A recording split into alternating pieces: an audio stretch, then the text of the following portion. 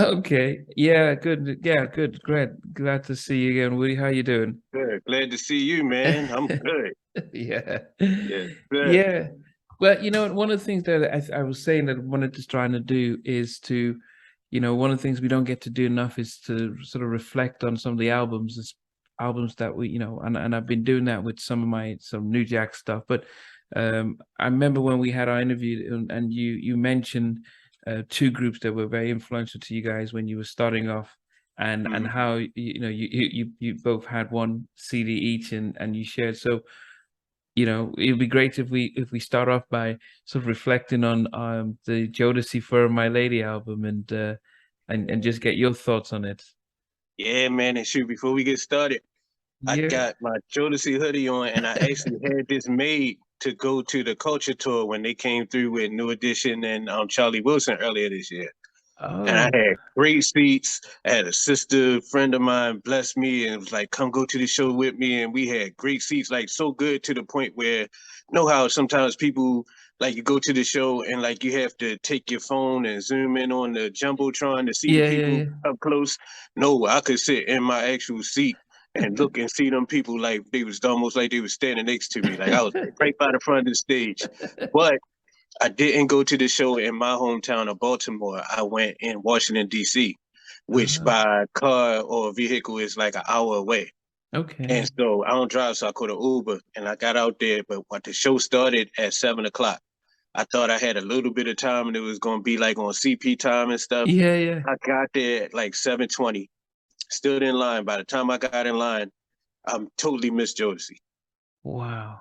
Totally missed him, and I didn't know it because I sat next to a lady in the audience, and I like my fragrances and stuff. So like she smelled my fragrance, and she liked it, so she just started being nice to me the whole night because she ain't recognized me, and I was dark in there. She just said, "Oh, you smell good." And when Charlie Wilson was like, "Who in here? Like who in here with their girlfriend or with their wife or whatever like that?" She's like, "Oh, you're not gonna claim me." And so I just from then on, we was just having fun. Like we came there together. So she told me, she's like, I gotta warn you, when New Edition come on, I'ma lose it. I'ma act a fool. So I'm just letting you know now so you won't be surprised. I was like, that's cool, because when Jodeci come on, I'm gonna be in my zone. She's like, baby, you miss Jodeci. I'm Wow. like, get out of here, man. I came all the way from DC to see my guys, who I haven't seen since 2015 when they did the last show that they did. They came to DC Mm. and I was able to catch them there and even hang out with them. I got snap some pictures with them and everything. Met Mr. Dalvin and Devontae for the first time. But I hadn't seen them since then, so I was so excited to see them, and I totally missed them. But had to say it was still a great show. Charlie Wilson, we know he got hits for days. Mm. And New Edition, oh my goodness, man. Like before Jodeci came out, this was the order of my favorite groups. It was New Edition was my first favorite R&B group. And then when BBD came off of them, then BBD was my favorite group because they was more like urban and hip Yeah, hop yeah. smooth out on the R&B tip. And then right after that, bam, Jodeci came. I was in school and I was trying to dress like BBD and everything. I had my jumpers and stuff on. There was this girl that I liked in my class. And KC loved this story, by the way. The girl was like talking to one of her homegirls because I used to bring now ladies with me every day. So she used to come up behind me and hug me and press herself on my back. It was like, buddy, you got some candy? So that was like my only interaction with her bringing now ladies. But then she said to one of her homegirls, she's like, girl, he was looking at BET last night. The girl's like, yeah. She's like, it was these four sexy men on there. Their name was Jodeci. I was like, hold up. I wanted to think I'm sexy. So then when they would come on, and I was like, I know who them. So then I started like change my whole style of dress from the whole rest of my high school years. I wore everything that they came on TV with it on. I had it on. I never got her, but they definitely helped to form my whole high school years. And this particular album came out the summer before I started high school. Wow. Yeah. I mean, one of the things is, I mean, and we're going to go through each of the songs on the Oh yeah. album. But one of the things that I wanted to say that in Nigeria, there are two parts of the album. So you've got your first section, which has Mhm. sort of the ballads and the slow Right, jams. right. Yep. It starts off with "Stay, Come and Talk to Me, Forever, My Lady." Mhm. I'm still waiting, you and I, and then has an interlude, and then it goes from 7 to 12 or 13, which is the sort of upbeat. In Right. Nigeria, the slow songs, we didn't get those. We didn't get the Forever My Lady and stuff. I didn't even know who did. We got all the upbeats like My Phone and Right. yeah, Treat You and It's All Right. All those Gotta Love, those were the big Mhm. tracks. So we, Wow. yeah, so I didn't even realize because I didn't realize it was Jodeci. I just knew the tracks and the beats, and we were like, yeah, get right.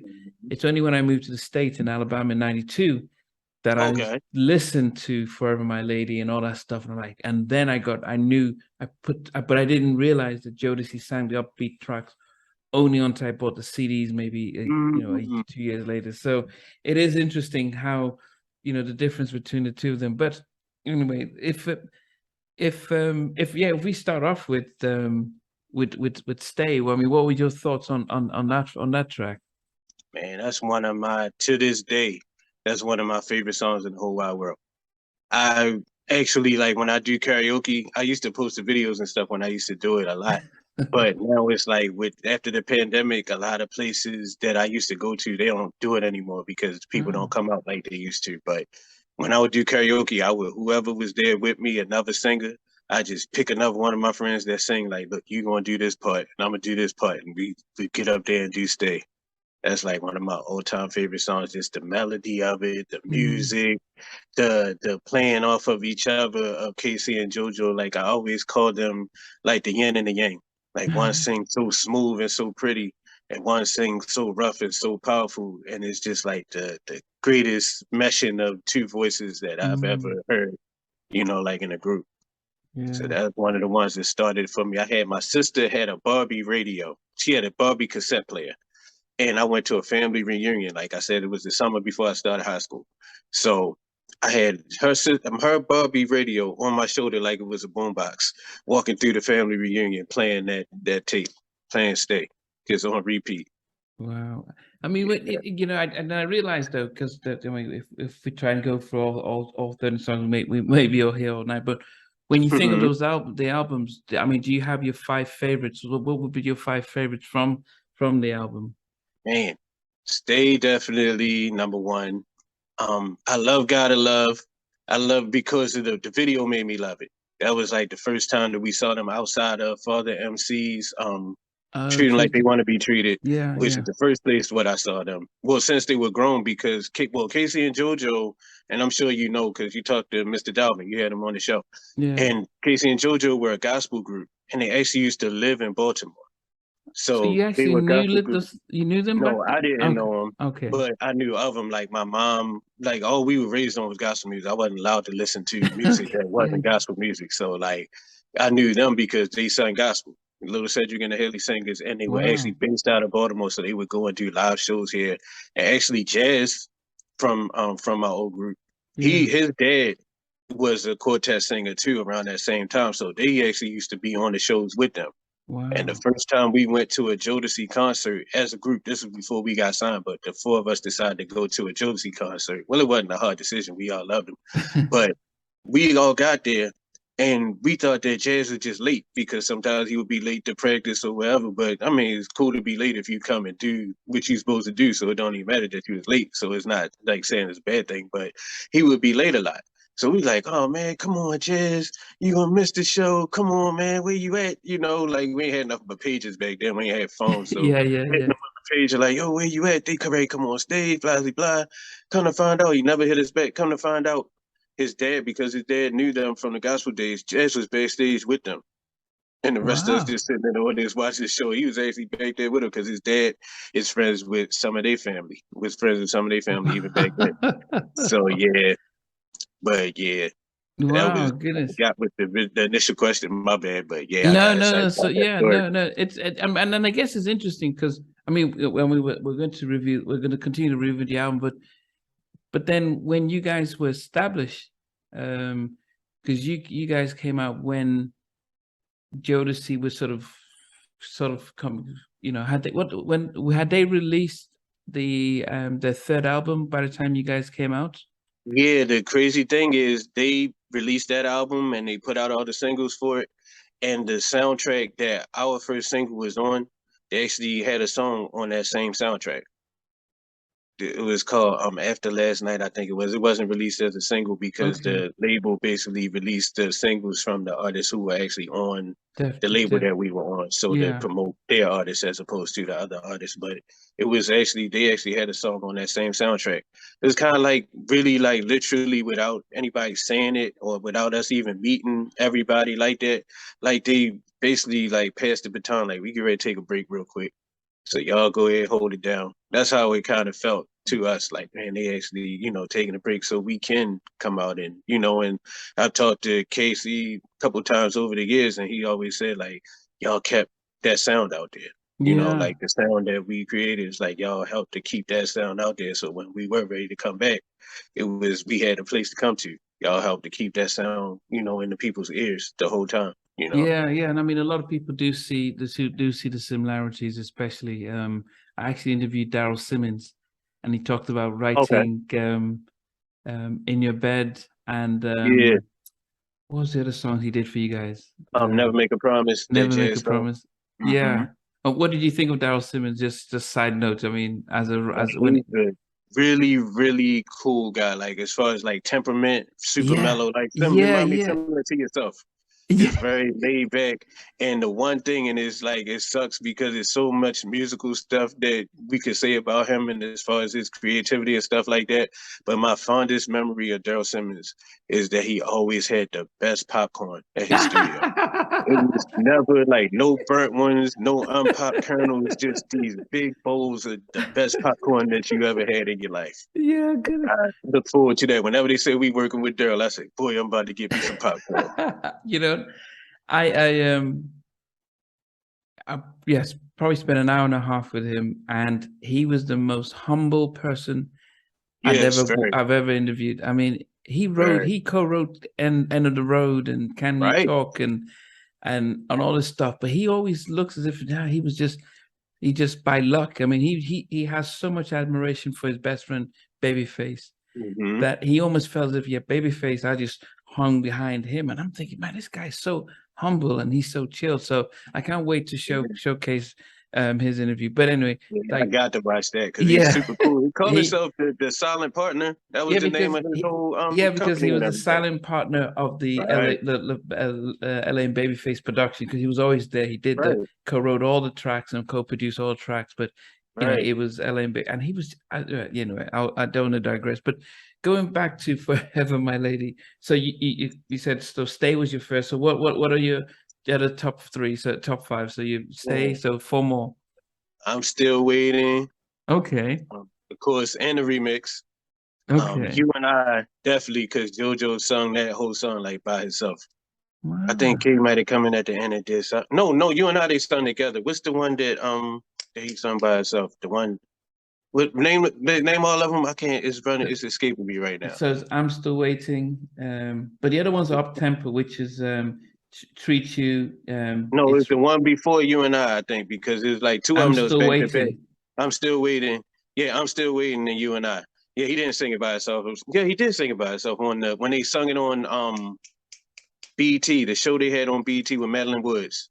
They Okay. sung it, but they only showed one verse of it, and he didn't let them finish the song. But like they sung Okay. it as like they were a band at that time because it was the second album, The Diary of the Mad Band. So Devontae was playing the keys, Okay. Mr. Dow was playing the drums, and Casey and JoJo was sitting up in the front like side by side. They were singing Yeah. it.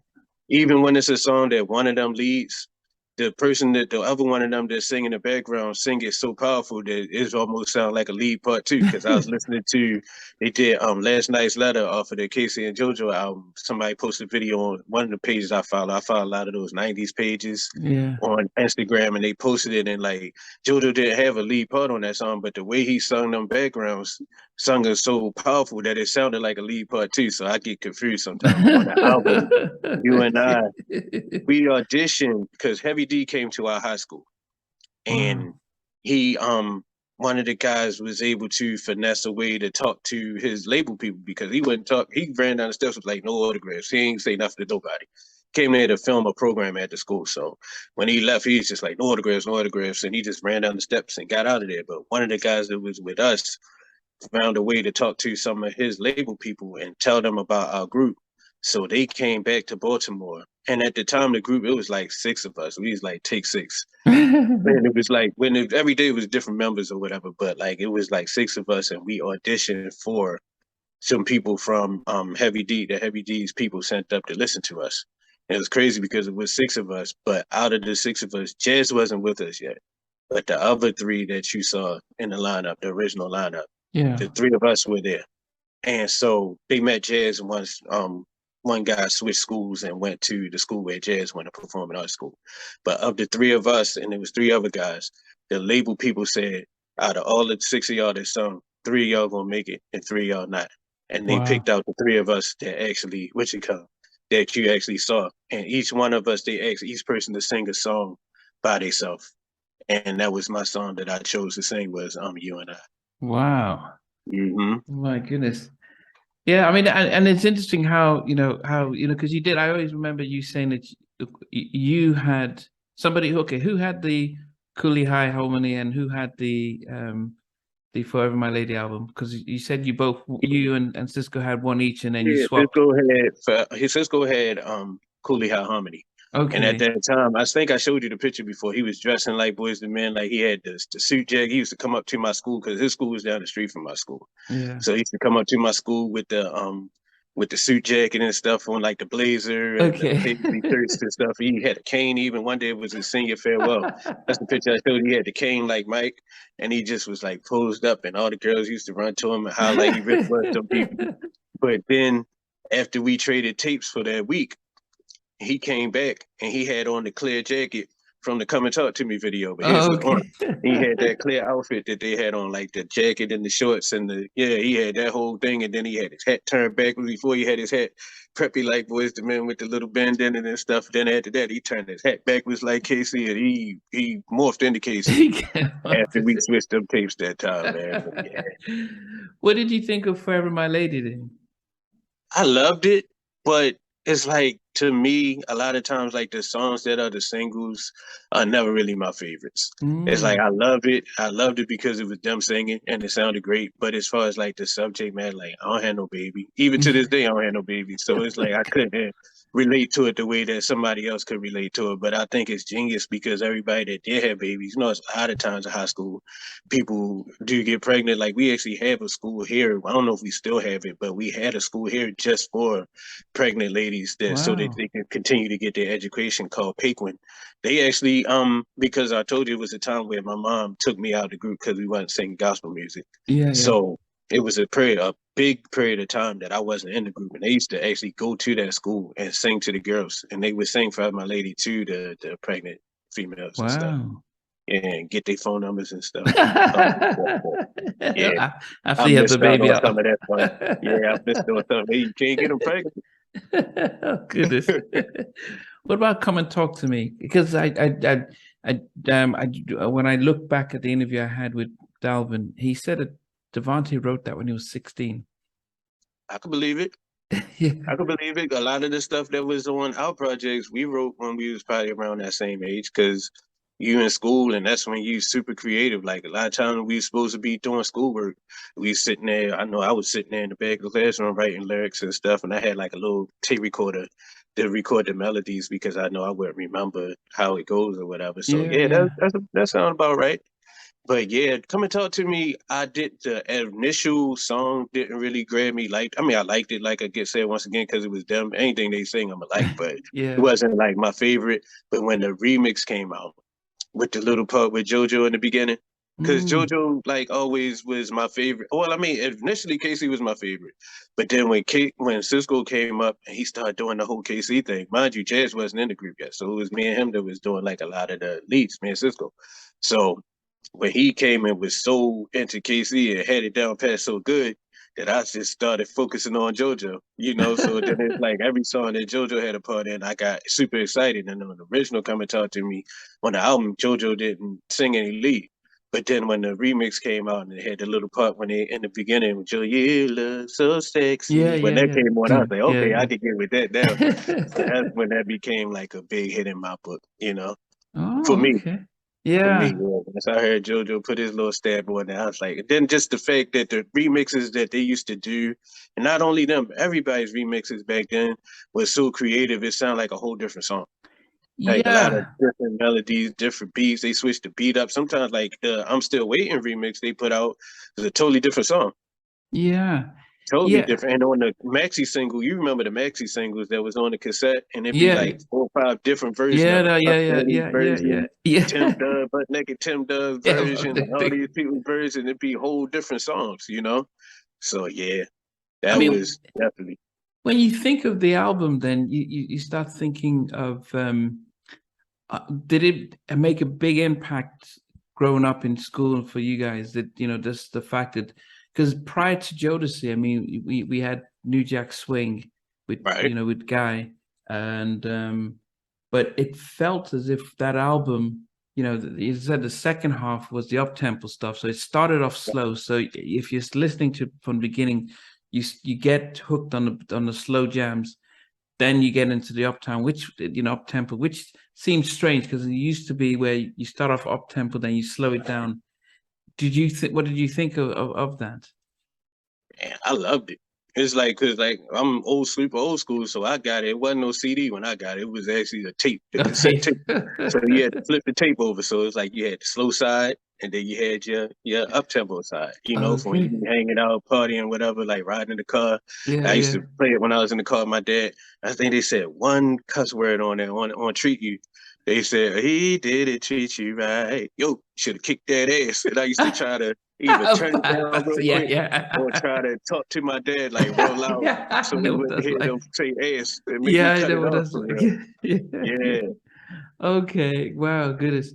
So, I mean, when you think of Jodeci, I mean, as a fan, was that your favorite album from Jodeci, or Between the first two, I okay, say. between the first Between two? the first two, because when they came back with the second one, The Diary of a Madman, and I heard Yeah. My Heart Belongs to You for the first time, our radio station here was called 92Q. Well, it still is called 92Q. We had two, but the one that 92Q used to do something and they would play a song that hadn't been released yet. And they through the whole song, they would still, and they probably did it in other cities too, but they would just always say, "This is a 92Q exclusive." And then they keep putting that through the song. So even if you taped it off the radio, you keep hearing that. But it's like they played that and they played, was Cry For You the first single off of that album? Yeah, I yeah, think. Yeah, they yeah. would play both of those. But whenever I would hear that one, I would get like super excited. Here, My Heart Belongs to You. I would just get super Okay, excited to run yeah. to the radio. So that album is definitely important to me too. And I love the third album as well, but the whole thing of it, the whole theme of it, with all the talking in between the songs and the skits in between the songs and stuff, it was I think it was. cool. It's a concept album. It was cool, but I preferred the other two when they were just straight up just singing. Yeah, yeah, yeah, yeah. Just That's songs def. back to back to back to back. I have a Yeah. short, like my attention span is jacked up, so Yeah, it's like I can no, try to no, skip through the yeah, skits and stuff. yeah. The after show the party so was my least favorite of them. But yeah, I mean, if we look back at their debut album, I mean, Dalvin did say that when they started with Gotta Love that it because it was trying to emulate New Jack, and then people were sort of getting tired of that. He says, yeah, they were on their they could have been dropped until they brought out the ballad, and that just changed. In fact, what he said is that they started off with Gotta Love, and and that was back in February. If you think about it, it started off in February, Mm, and Andre was thinking, yeah, no, it's not gonna happen. We're gonna have to drop these guys. It took them. Forever My Lady then got released in August. So can you imagine how long they had to wait before the next single came out? Um, and then that's one that really kicked it off. And then they started to do, then after Forever My Lady was Stay, then it was Come and mm. Talk to Me, and I'm Still Waiting. And the album did 3 million. And then just changed. And not only did it change their trajectory, but I also feel it changed how R&B was because I think R. Kelly in some ways he tried to start off like with Guy with Vibe, but then Mm, a lot of his ballads I think he probably looked at Jodeci more so than I think he copied Jodeci more so than Guy, because Guy never had that.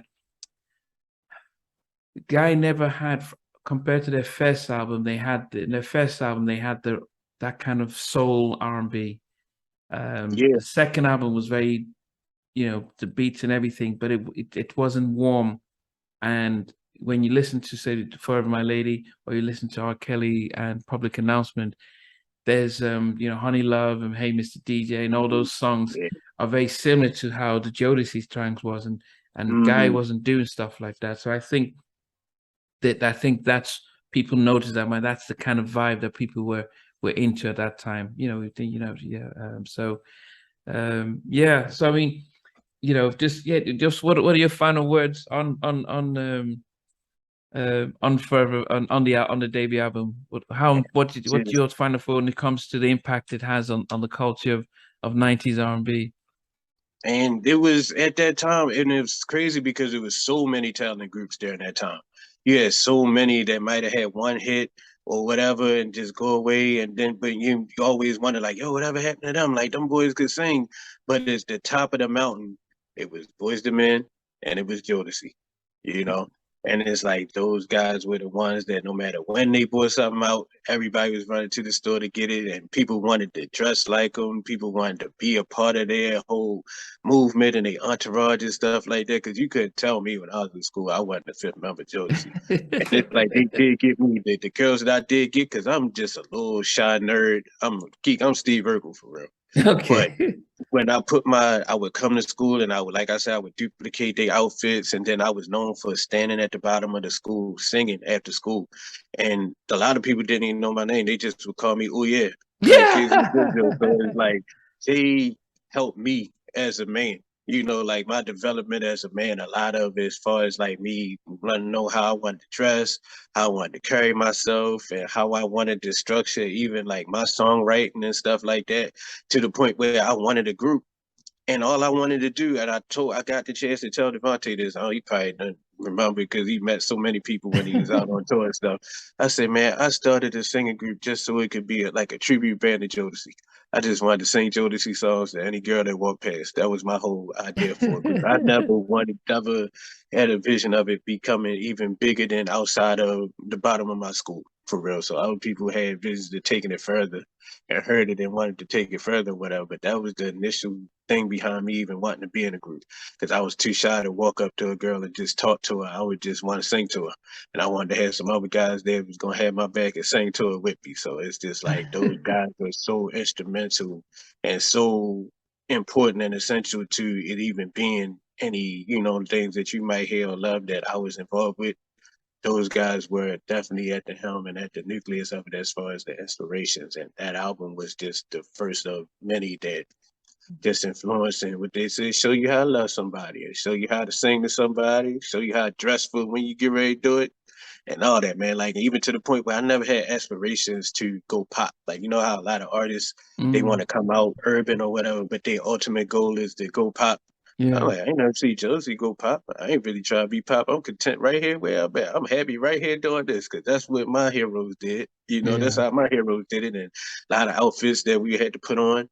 If you see my face, like we look at a lot of the pictures of stuff that we did, and you see my face, and it always look pissed, is because I ain't like what I had on, because I wanted to have on something more similar to what my guys would have had on. Like, man, y'all got me in this shimmery jacket and this whatever y'all got me in, man. I never seen my guys wear no crap like this. I want to show my tattoos and stuff. I want to be out here with a vest. Shoot, I got little arms and stuff. I want to show my arms and my tattoos and stuff like my guys.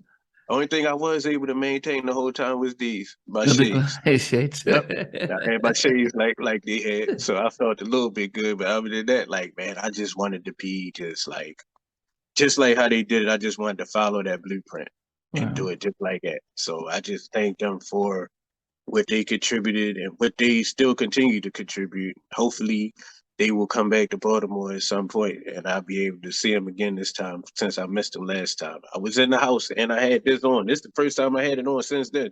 Wow. And I said I was gonna put it on today since we was gonna talk about them. But yeah, I had been in the house, I had my gear on and everything, and I ain't even get to see them, man. Oh, good. It ain't crazy. I'm like their family, I think I told you before, some of their family actually lived 2 doors down from me. Wow. At one point. So whenever they would come to Baltimore, like their family would let me know and I would come down, or they would come. Like actually before my mom passed, she got to meet Casey, which was huge for her because like I said, she was a fan of Lil Cedric and the Haley Singers. And my mom was like in the house, like I want to say on her deathbed, but she was like didn't have long to live. And he came through the door and she was like, "Oh my goodness, it's little Cedric in my living room," and she just couldn't believe it. And he was so Wow. kind to do it, and I thank him for that every chance I get. But it's just like, man, just having those guys as role models and then to have them take us on as like big brothers for real, big brother role, K and Joe especially. And it's like, I remember one time he told me I came to DC and it was crazy because Guy was on the show that it was on. It was them, SWV Guy. You know how they do like a lot of shows with all Yeah, the yeah, yeah, artists yeah. we love from back in the day. So K is his birthday is like a week before mine. So like I'm the type person, I don't talk to everybody, but when I get somebody I'm comfortable with, like comfortable with you, can't shut me up. And K is pretty much strike me the same way. Like so he talks, but like when Aaron Hall hit that stage, you better not say nothing to K. He was sitting there just Wow. like how we watched them, that's how he watched us, and that's what he said to me.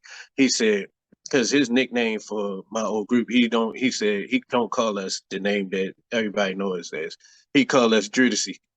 And he was like the first time that JoJo heard, yeah, he said the first time that JoJo heard our first single, he came and knocked on his door at 6 o'clock in the morning. It's like, when did we record this? Yeah, but he was like, and he said that, and I was like, damn, yo, he might don't like us, but he said, nah, he said it's not like that. He said it's not like that at all. He said the same way that y'all looked up to us and y'all pattern a lot of what y'all do after us, that's the same way and the same respect that we have for God. So it's just like a family tree. It's like I don't want to call them granddaddies because Teddy Riley looked younger than me. Yeah. Aaron too, and Damien. Damien be in that gym, so they look Yeah. younger than us. But it's like they the big brothers, I guess. Not to call them grand. They the big brothers. And then Jodeci was the big brothers, and then the group that I was in. Yeah. And instead, I wish I could say that it was somebody that came after that kept the tradition going, but who knows? Maybe one day it's not too late. Maybe somebody will come along and bring back that real singing as a group and that real harmony and that real, that good, gritty, soulful church singing. Yeah, we that's we can only hope. But Exactly. yeah, but guys, yeah, this was our first review of the Jodeci for My Lady. Next time we're going to talk about Boyz II Men's Coolie High, Harmony, their Let me debut say album. one more thing, yo. As I always wanted, and I didn't get to say it to them because they like how we used to be like, you don't catch all of them together at one time. But the interlude right before it go into the fast music on the tape, he's like, it's JoJo, honey, it's Diamond, baby, it's KC, sugar, Devontae, sexy. And I always wanted to be there like, and that's what he rock, bitch. So now I get to say it, and somebody go ahead. So tell them if they want to put that on their next album, tell them holla at me. And we can see that. My man. Okay. All right, guys. So we'll catch you next time. All right.